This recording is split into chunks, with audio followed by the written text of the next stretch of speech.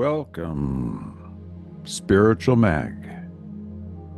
My name's Sam Bell, and today we are going to explore Metanoia. Metanoia, Metanoia.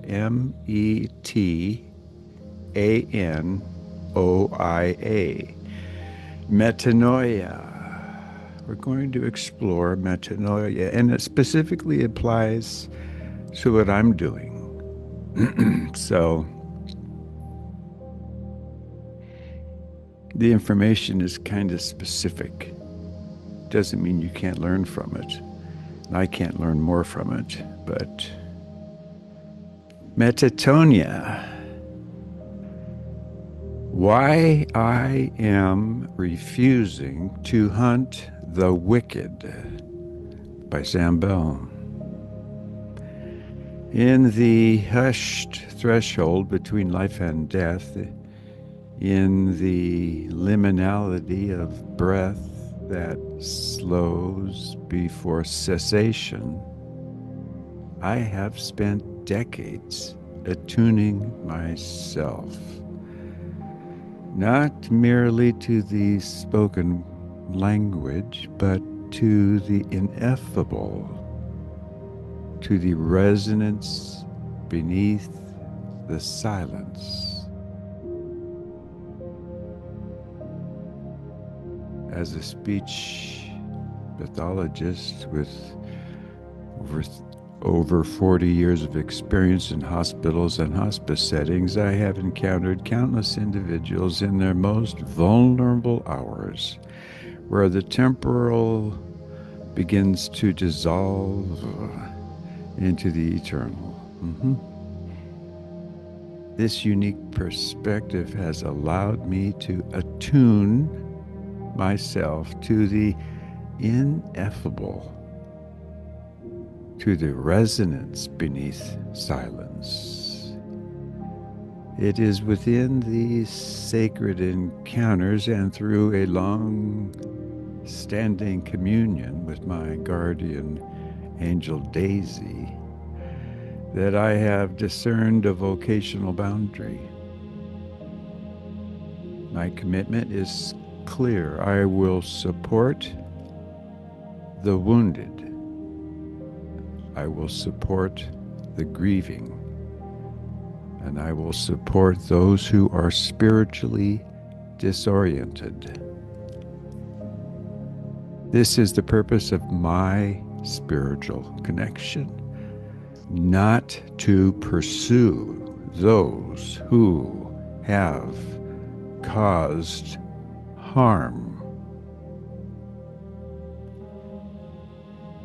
My stance is not a repudiation of justice. It is a deeper ascent to divine order.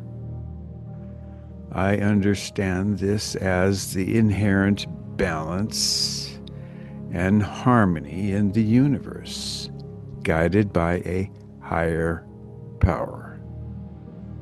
To grasp this commitment, one must navigate the corridors of mystical theology, a branch of theology that explores the mysterious aspects of faith, philosophical anthropology, and study of nature, and really essence of humanity, and the spiritual history of our species. Yes, the collective spiritual journey of humankind. We must distinguish between retribution and transformation, and wholeheartedly embrace the domain of Metanoia, a Greek term for spiritual transformation. Repeat, we must distinguish between retribution and transformation. and wholeheartedly embrace the domain of Metanoia, a Greek term for spiritual transformation. In the collective practice of end of life care, we are called not merely to provide comfort, but also to serve as translators of liminal experiences. Our task is to interpret the inarticulate, the tremor in the hand, the faltering breath, the gaze that seeks eternity. Over time, I came to recognize that what Celtic Christianity calls the thin places, locations, or moments where the veil between the corporal and the incorporeal grows translucent, facilitating a deeper spiritual connection. In such moments, consciousness shimmers between worlds. It really does. And one will encounter a transmission that surpasses language.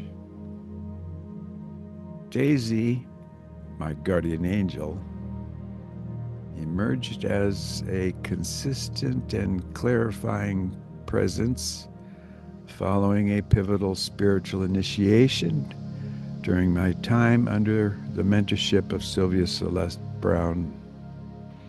From that moment, our collaboration has not been one of magical thinking, but of intentional, service-oriented mysticism. Daisy is no totem or projection.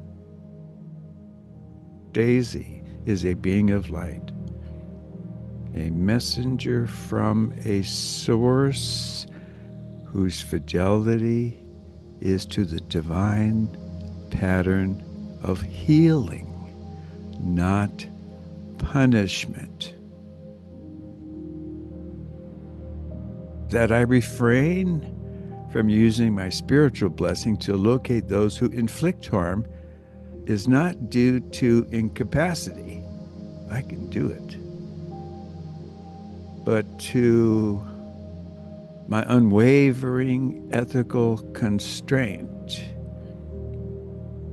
to manipulate divine communion in service of vengeance, even if cloaked in justice, risks deforming the soul of the seeker, the victim, and the collective field of human conscience. Loved one, throughout sacred history, those entrusted with spiritual gifts have been summoned to this moral crucible. Within the ancient Egyptian mystery schools of Isis and Thoth, spiritual capacity was reserved for the restoration of the Mat, the cosmic balance. In the early Christian desert fathers and mothers, the Abbas and Amas, there existed a discernment to channel insight toward mercy rather than retribution. Likewise, among the Andean Pachacutis, ritual power is not weaponized against the violator, but applied to recalibrate the field that has absorbed trauma. Wow. Contemporary society today, by contrast, often conflates justice with retaliation. That's not going to go anywhere.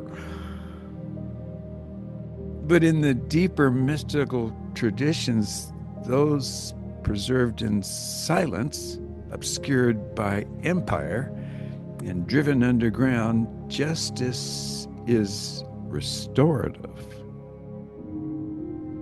It's not retaliation. Justice is restorative. Loved one, it is the art of healing that was fractured, not punishing what was broken.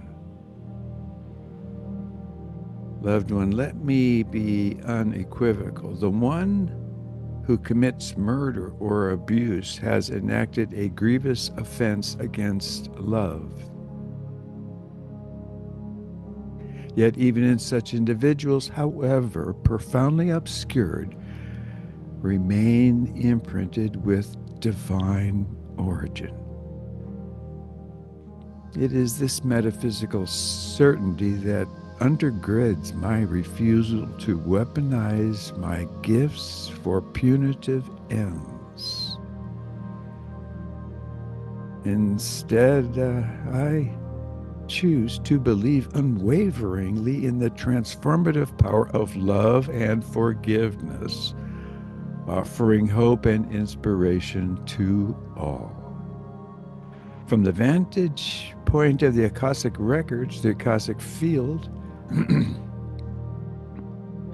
an esoteric yet increasingly resonant paradigm akin to quantum consciousness, the life path of every soul is encoded not as judgment. It's encoded as experience. These are all lessons. These are not ledgers of sin, but matrices of consequence, intention, and spiritual apprenticeship. Even the soul of a murdered child may, in its pre-incarnational state, have consented to such a passage, not as a condemnation, but as a catalytic offering to the collective evolution of those who remain. This is not to trivialize grief. Instead, it transfigures it with sacred content. Repeat, this is not to trivialize grief. Instead, it is to transfigure it with sacred content. When I douse to locate a missing or deceased child, I enter into covenant with that soul's final earthly desire to be acknowledged, recovered, and dignified. The act aligns with Daisy's frequency, which is steeped in compassion, integrity, and non-judgment.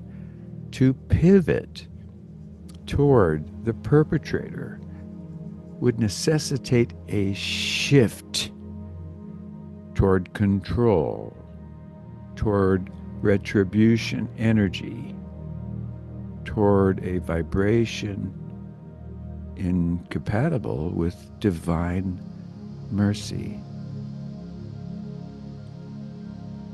My vessel is not designed for that function, nor do I feel that Daisy's is.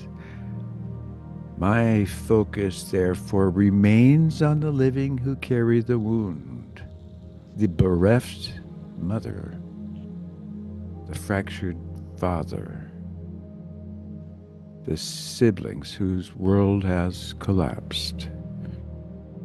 I apply all that I have in the art of language, resonance, and soul healing to restore their capacity to feel, to speak, to integrate. Because healing the victim is not just pastoral, it is preventative.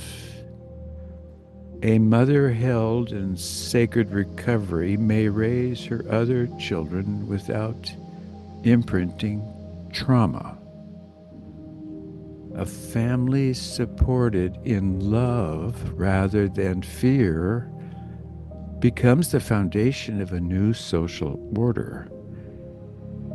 And if the soul of the perpetrator is ever pierced, not punished, but by holy sorrow, then their own angelic companion may initiate them into repentance, shadow work, and ultimately reintegration. This is true justice, not the constriction of a prison cell, but the liberation of a soul from its own distortion. Yeah, but does this not let the wicked go free? Some may object.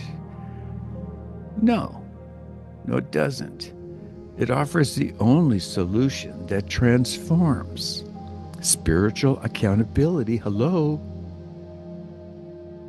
Many sacred traditions, from Buddhism to mystical Christianity to Incan cosmology, speak of pre-incarnational contracts.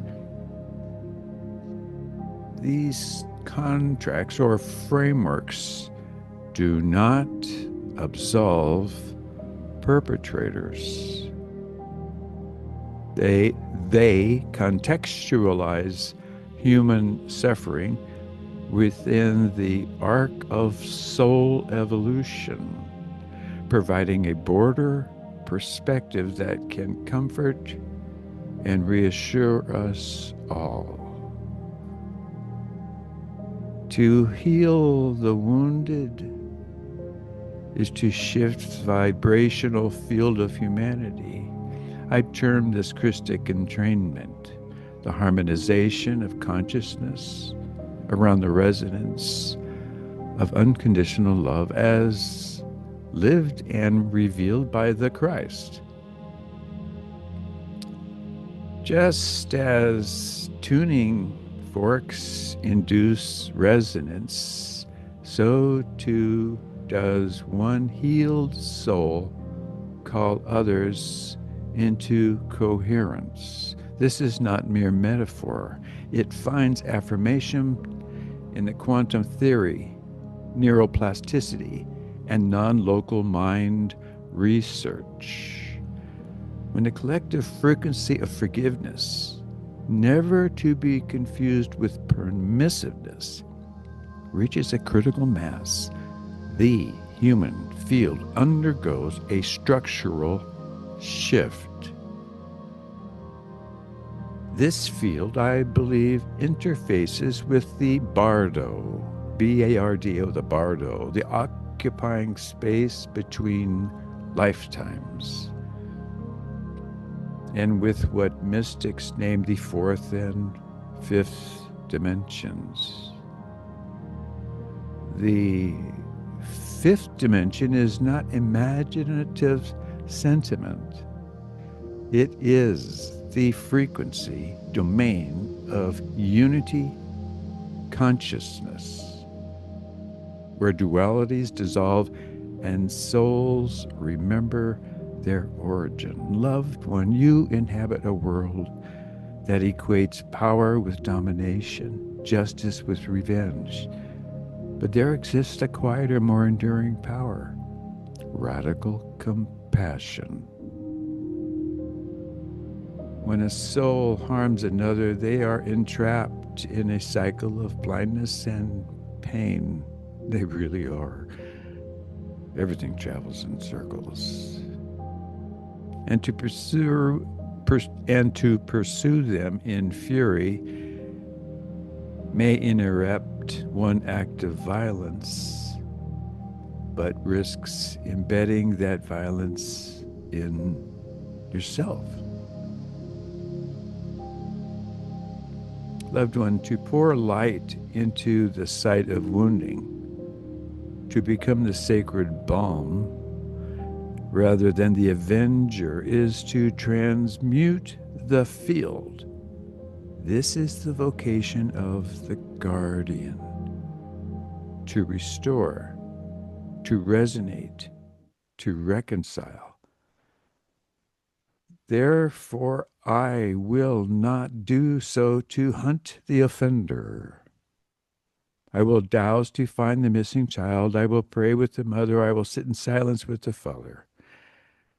I will walk beside Daisy and other light bearing intelligence to co create healing in the aftermath of darkness. For every time love emerges from sorrow, the grip of evil is loosened.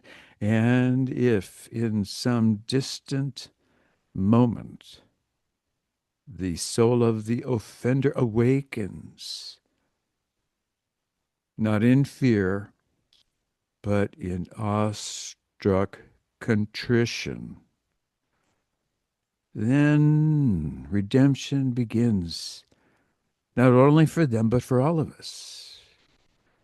Because every soul, no matter how wayward, issues from the same light. And to that light, in the fullness of time, we shall return. You and all your loved ones are always in my prayers. Samuel Joseph Bell, civilian journalist, spiritualmag.org.